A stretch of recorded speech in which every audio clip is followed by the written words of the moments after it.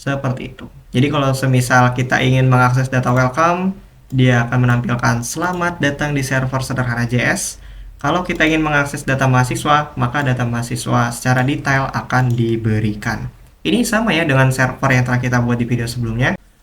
Assalamualaikum warahmatullahi wabarakatuh. Oke, teman-teman semuanya, balik lagi di sini bareng saya Fahrul ya. Di video kali ini kita akan coba sama-sama memakai server yang telah kita buat di video sebelumnya, video yang ini nih. Jika kalian belum menonton dan juga mengikuti tutorial tersebut, saya sangat sarankan, highly recommended untuk menonton video tersebut ya. Karena kita akan gunakan server yang sama seperti video sebelumnya. Nah, ini adalah codingan di video sebelumnya. Bisa teman-teman ikuti nanti ya, akan saya letakkan juga link videonya di deskripsi. Kita akan gunakan server ini di HTML dan juga JavaScript kita. So, kita boleh running terlebih dahulu servernya. Di sini saya akan coba node, kemudian server.js. Kita running. Oops, sorry, ada masalah. Kita coba ls. Kita coba masuk dulu ke server karena saya letakkan di directory yang berbeda ya. Kita coba running ulang. Oke, di sini statusnya sudah server running ya. Nah, kalau sudah server running, di sini ada bacaan server running sesuai dengan function yang kita return jika port 3000-nya berhasil diakses. Nah, kalau misal kita kembali ke web browser kemudian ketikkan di sini localhost 3000. Nah, datanya akan muncul ya. Selamat datang di server sederhana. Dan jika kita mengakses ke endpoint kontak, ini sudah muncul juga data-data saya. Kita akan coba gunakan data-data ini di HTML dan juga CSS kita.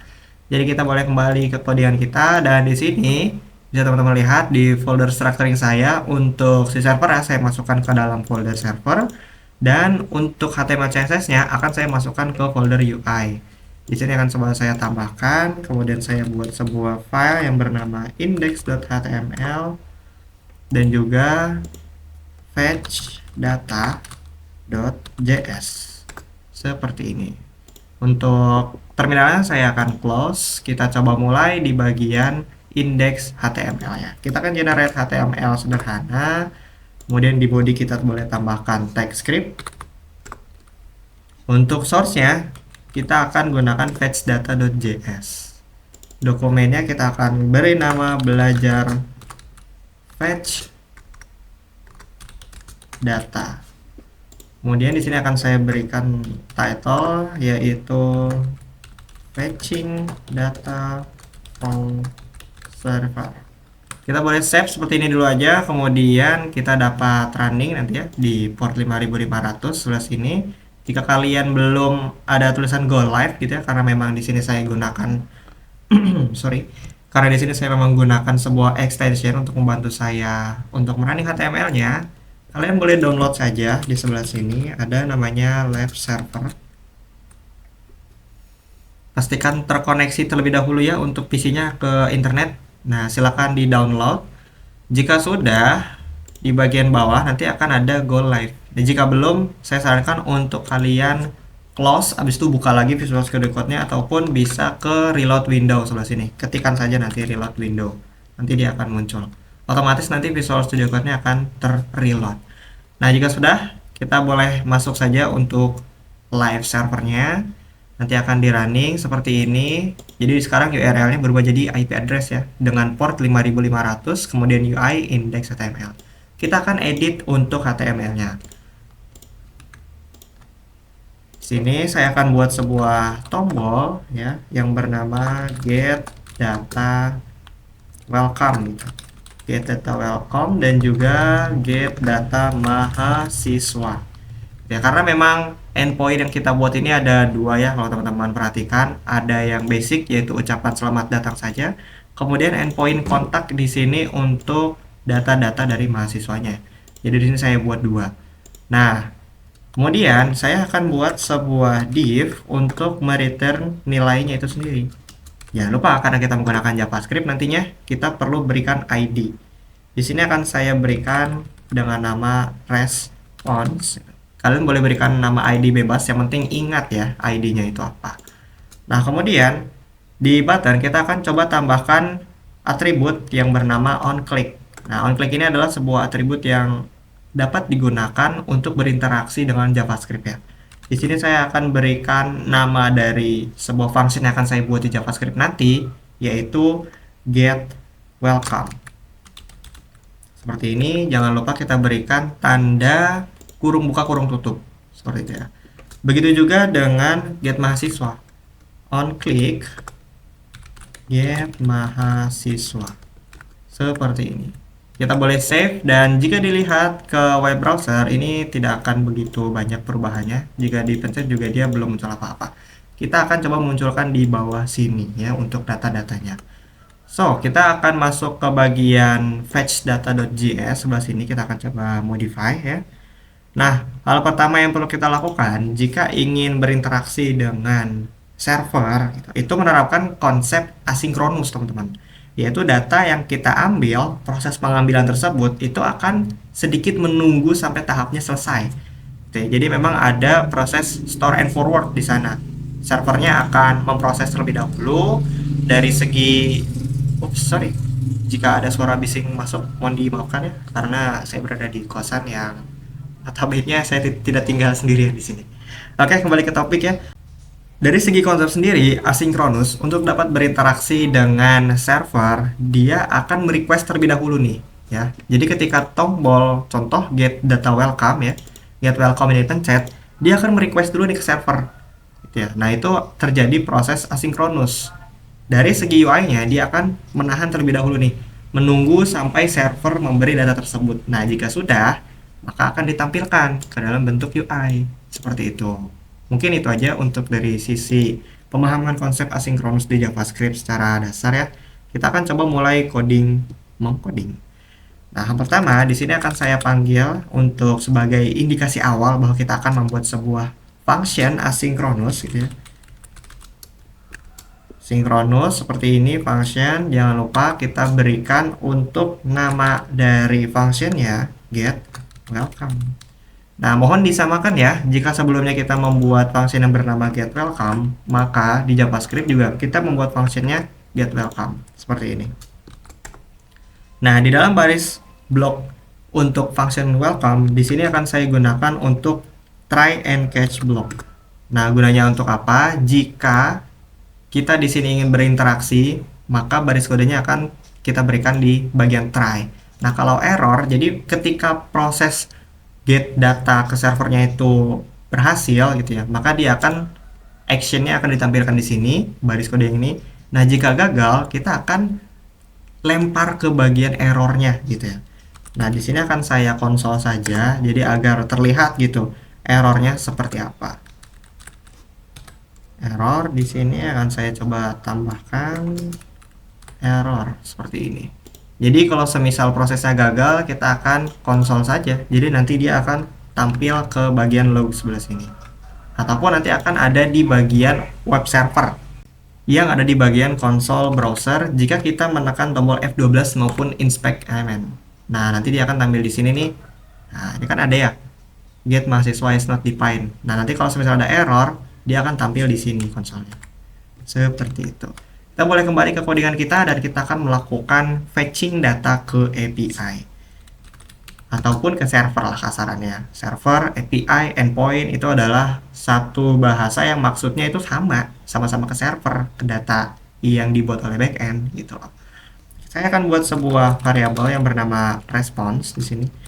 Kemudian await. Nah, yang perlu teman-teman notice jika kita membuat sebuah async function gitu ya. Di sini kita buat function yang menerapkan konsep asinkronus.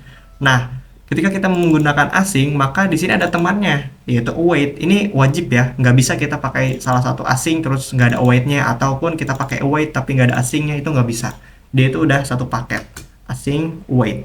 Nah, biasanya ketika kita ingin menggunakan await, di sini itu proses menunggunya, teman-teman.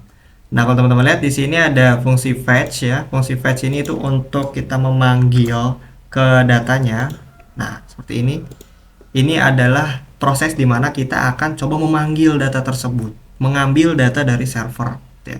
Nah, kalau teman-teman lihat lagi di bagian server kita ya, sebelah sini, kita akan coba mengambil data dari welcome, itu selamat datang.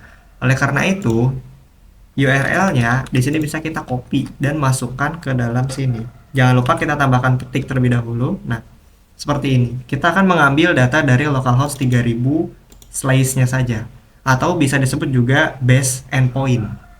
Base, B-A-S-E gitu ya. Base endpoint, yaitu elemen ataupun endpoint yang paling dasarnya.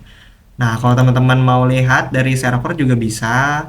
Jadi kan kita running di port 3000, kemudian di sini kita slash biasa. Nah, kalau misal kontak berarti 3000 slash kontak. Seperti itu. Nanti akan kita terapkan juga untuk yang kontak. Sekarang kita akan terapkan dulu untuk di bagian welcome, yaitu slash biasa. Kemudian di sini saya akan buat sebuah variabel yang bernama data, gitu ya. Await response .json. Seperti ini.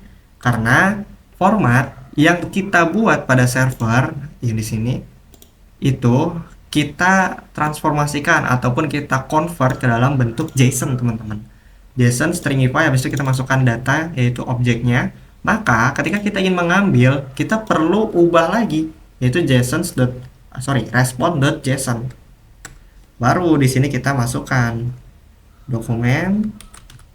Atau enggak, jika kita ingin lebih fleksibel ya, sebelum kita membuat function, kita perlu mengambil dulu untuk si ID yang ada di HTML kita, yaitu ID si response-nya. Di sini saya akan berikan nama variabelnya yaitu text, kemudian kita ambil dokumen.get element by ID. Nah, di sini baru kita masukkan response. ID dari div yang telah kita buat di HTML. Nah, tolong untuk fetching ataupun mengambil ID-nya dari HTML, ini disamakan ya, ID dengan HTML dan juga ID yang ada di sini. Kalau tidak ya, misal ada tipe aja, misal di sini jadi response, ada S-nya. Nah, itu nggak bisa, teman-teman. Harus benar-benar sama ketika kita ingin mengambil elemen yang ada di HTML. Nah, kemudian di sini kita akan setting ya untuk si text-nya. Inner text. Nah, seperti ini. Kita akan isikan dengan respon tadi, data yang tadi itu ya. JSON.stringify data. Oke, seperti ini. Kita boleh save untuk file JavaScript-nya ya. Yang ini juga boleh kita save. Kita akan coba lihat di HTML kita. Kita pencet untuk get data welcome, rupanya belum bisa. Kita coba cek di konsol. Nah, jadi kalau teman-teman ingin melakukan debugging gitu ya, kasarannya semisal kita udah berhasil nih, tapi kok ketika kita melakukan aksi ke web kita itu nggak jalan, bisa jadi itu ada error.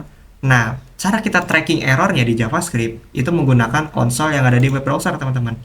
Bisa juga di klik kanan lalu inspect, bisa juga melalui keyboard F12.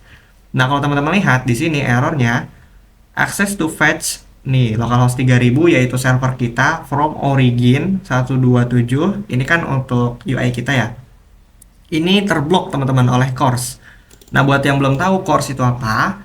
CORS itu tuh sebuah jembatan untuk kita berinteraksi dengan server.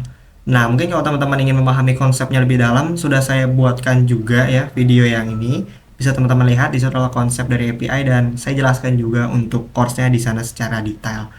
Nah, di video kali ini kita akan coba bahas secara singkat aja. Jadi kita perlu izin terlebih dahulu ke server backend kita untuk mengakses data tersebut.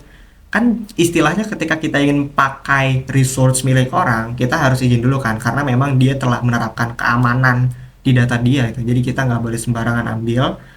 Jadi kita perlu lakukan aksi tambahan di server kita, teman-teman.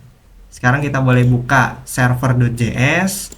Nah, di atas ini kita akan tambahkan beberapa baris kode di bagian header-nya. Kita boleh tambahkan di sini response.setHeader seperti ini. Nah, ini sorry ya kalau misalnya ada suggest dari AI yang tadi tuh. Kita akan coba buat dengan manual. Kita akan tambahkan di sini untuk access control allow origin seperti ini bintang. Nah, ini baris kode yang keempat menandakan bahwa kita akan memberikan izin ya akses control allow origin bintang. Bintang ini tuh untuk memberitahu bahwa yang bisa memakai data kita itu semuanya gitu ya. Baik itu dari website yang kita buat nantinya, yang index.html ini, ataupun orang lain yang ingin pakai itu bisa juga, baik itu dari mungkin mobile apps, desktop, website juga, nah itu bisa. Nah, kita juga bisa mendeskripsikan secara eksplisit gitu. Contohnya di sini HTTP server kita yang tadi 127.00 berapa tadi? 001 ya? Ah ya, 001 5500 gitu. Ini bisa juga secara eksplisit, bisa juga secara kita memberikan izin ke semuanya gitu, bintang itu bisa juga. Tapi kali ini kita akan coba untuk yang bintang saja. Gitu. Kemudian di sini akan saya tambahkan lagi untuk set header, access control allow methods ya. Di sini kita akan setting get. Kemudian di sini ada juga untuk post, put, delete. Nah, maksud dari baris kode yang kelima ini, kita akan memberikan izin untuk akses apa saja. Jika sebelumnya ini sumber yang akan mengakses kita, itu contohnya kayak front end-nya, HTML, CSS, dan juga JavaScript. Nah, baris kedua ini, dia ini mengizinkan untuk user itu pakai metode apa aja gitu. Contoh, jika kita ingin mengakses data ini, dia kan hanya berupa data aja ya, selamat datang di server sederhana JS. Itu dia menggunakan metode get, teman-teman, yaitu get data. Ya, get data mahasiswa, get data welcome. Kalau post, dia itu menambahkan data baru ke server kita. Kayak semisal, tambah data mahasiswa baru, tambah data kelas, seperti itu.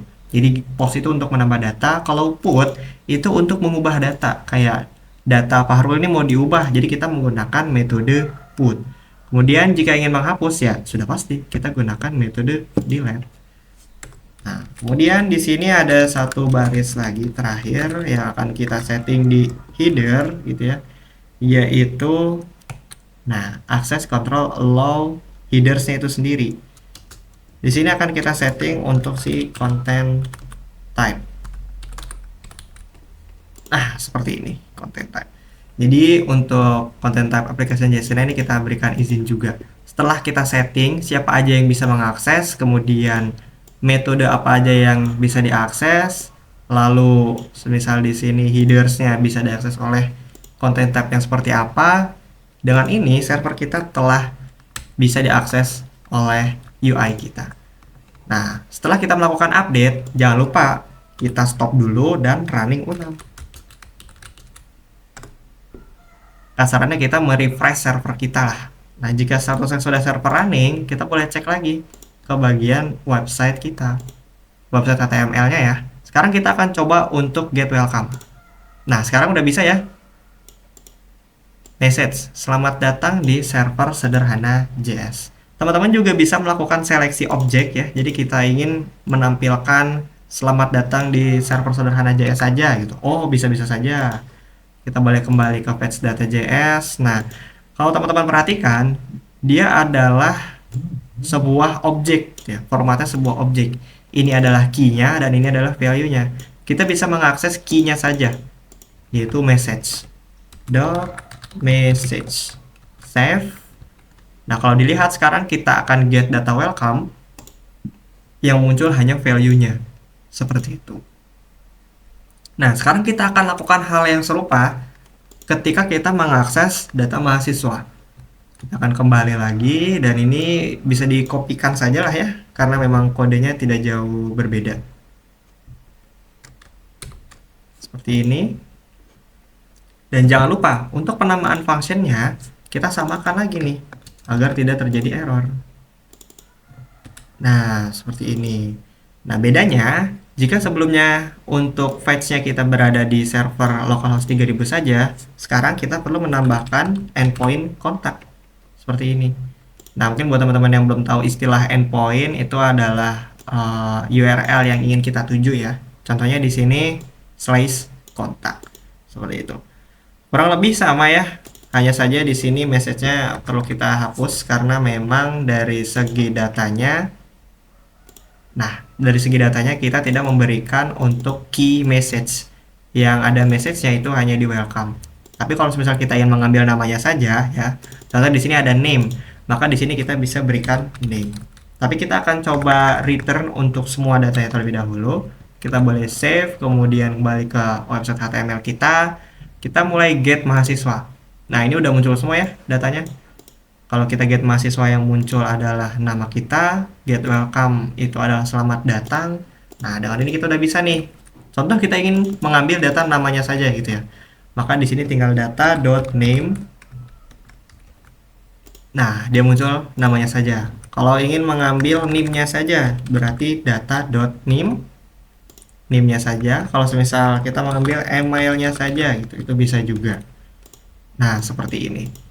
Kalau semisal mengambil semua, ya udah data aja yang kita panggil seperti itu. Jadi kalau semisal kita ingin mengakses data welcome, dia akan menampilkan selamat datang di server sederhana JS. Kalau kita ingin mengakses data mahasiswa, maka data mahasiswa secara detail akan diberikan. Ini sama ya dengan server yang telah kita buat di video sebelumnya. Mungkin tutorial untuk fetching data dari server kita cukupkan sampai sini. Jika teman-teman punya pertanyaan, boleh komentar di bawah. Saran dan masukan itu boleh-boleh saja. Kurang lebihnya mohon maaf, semoga informasi yang disampaikan bisa bermanfaat buat teman-teman. Dan sampai jumpa di tutorial selanjutnya. Wassalamualaikum warahmatullahi wabarakatuh.